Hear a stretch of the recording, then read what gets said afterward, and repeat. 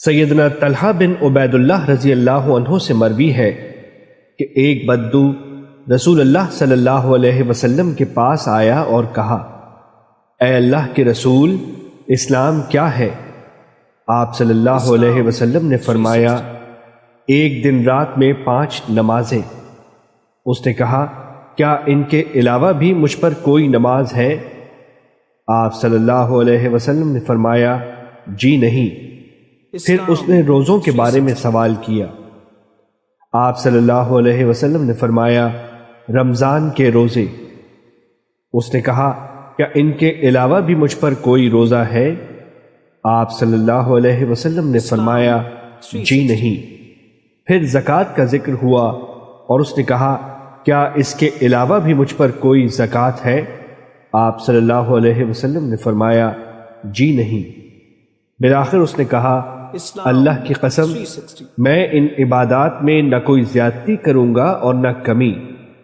رسول اللہ صلی اللہ علیہ وسلم نے فرمایا، اگر اس نے سچ کہا ہے تو کامیاب ہو گیا ہے۔ حدیث نمبر 62، مسند احمد۔ رسول اللہ صلی اللہ علیہ وسلم نے فرمایا، مجھے کیا ہوا ہے کہ میں آگ سے بچانے کے لیے تم کو کمروں سے پکڑ رہا ہوں؟ خبردار، بے شک میرا رب مجھے بلانے والا ہے اور وہ مجھ سے یہ سوال کرنے والا ہے کہ کیا تم نے میرے بندوں تک میرا پیغام پہنچا دیا تھا؟ اور میں یہ کہتے ہوئے جواب دوں گا کہ اے میرے رب، میں نے ان تک پہنچا دیا تھا۔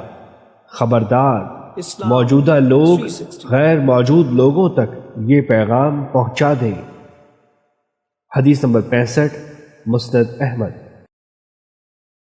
رسول اللہ صلی اللہ علیہ وسلم نے فرمایا، پھر تم کو قیامت کے دن بلایا جائے گا جبکہ تمہارے منہ بند سے بندھے ہوئے ہوں گے۔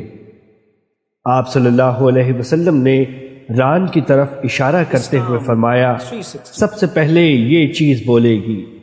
ایک روایت میں ہے، تمہاری طرف سے سب سے پہلے بولنے والی چیز ران اور ہتھیلی ہوگی۔